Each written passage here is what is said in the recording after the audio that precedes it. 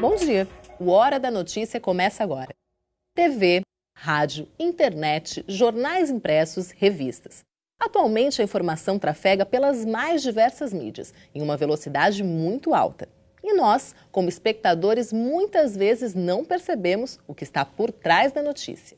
Veja agora nessa edição. Corta.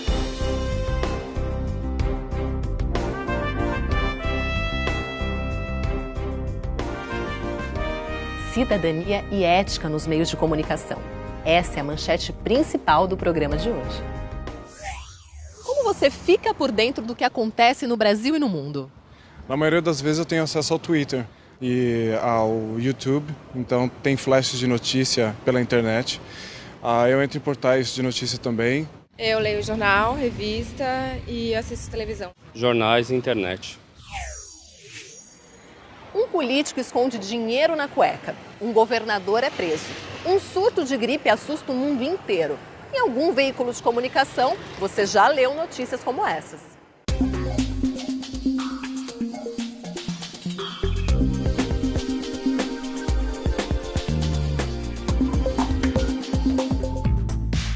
Com os avanços da tecnologia, o mundo ficou cada vez menor, pois as informações viajam em questão de segundos.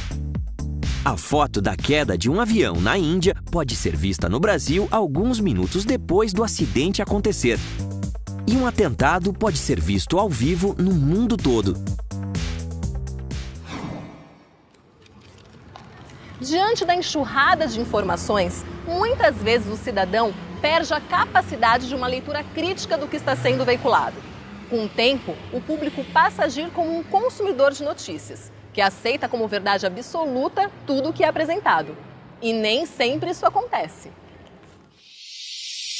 Em 1994, vários órgãos da imprensa publicaram reportagens sobre 6 pessoas que estariam envolvidas no abuso sexual de alunos da escola base em São Paulo.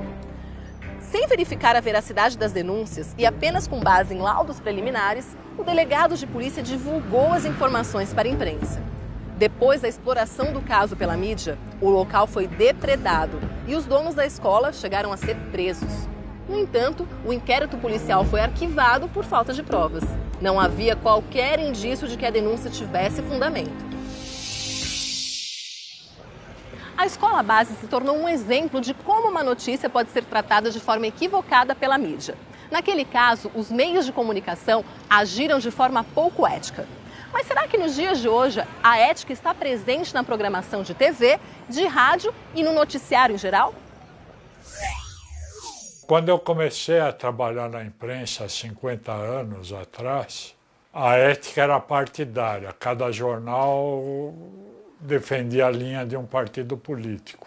Mas isso nos editoriais, não no noticiário, que era noticiado tudo de interesse público.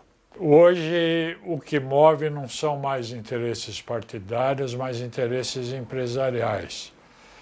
A imprensa é dominada por grandes grupos econômicos, financeiros, agrícolas, industriais, e ela seleciona a notícia de acordo com seus interesses empresariais, né?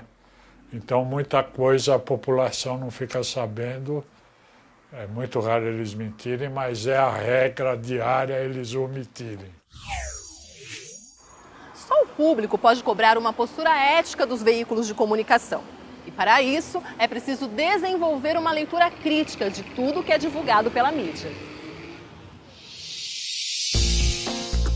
Diante da programação de TV, do rádio, de notícias veiculadas nos jornais e na internet, cabe ao público refletir, analisar, pensar sobre a informação adquirida.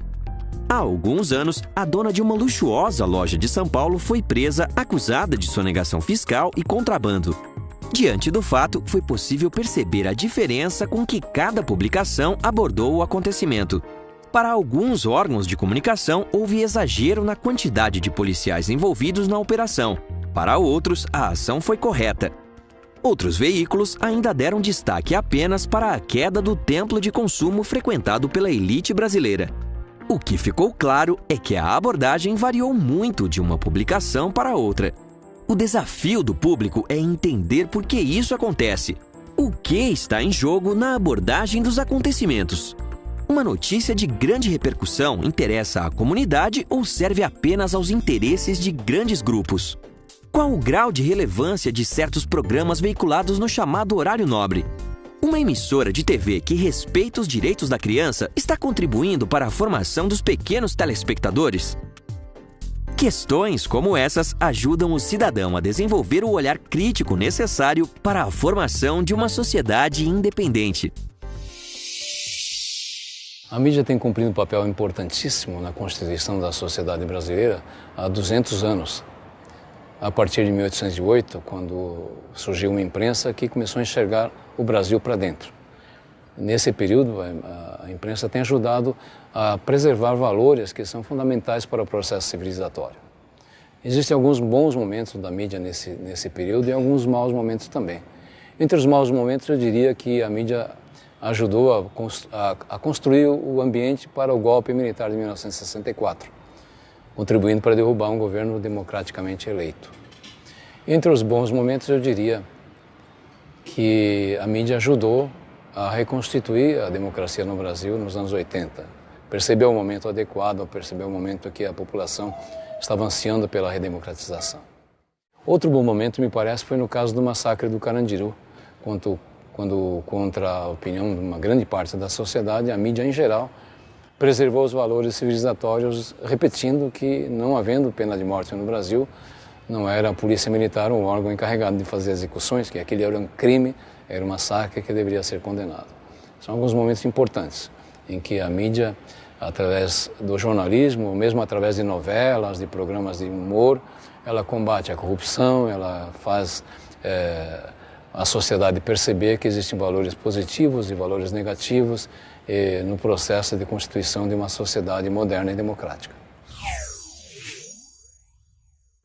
Uma leitura crítica e atenta dos fatos divulgados nos meios de comunicação é capaz de contribuir para a formação de veículos comprometidos com questionamento de assuntos importantes para a sociedade.